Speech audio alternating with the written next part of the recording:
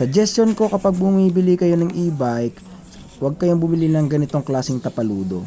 Piliin nyo yung stainless o kaya yung plastic kasi ito ay mabilis kalawangin at nasisira agad.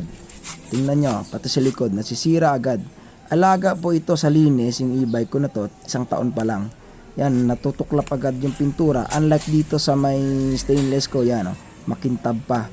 Parang bago pa rin. 1 year pa lang yung e-bike na to at kita nyo naman natutuklap na yung pintura at kinakalawang na yung joints.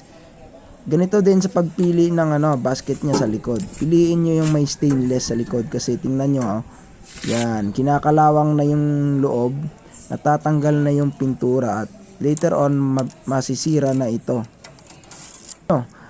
Ganyan din sa pagpili ng bumper. Kung may makikita kayong stainless, piliin nyo yan.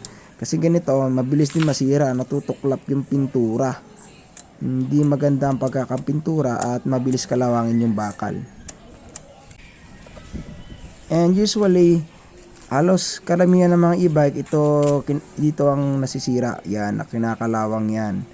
Kasi merong joints na naiimbak yung tubig yan at nangangalawang. Ito naman yung e-bike ng mga kapitbahay namin na mas matanda pa sa e-bike namin pero okay na okay. Halos walang kalawang at yung tapaludo na naka-stainless. Yan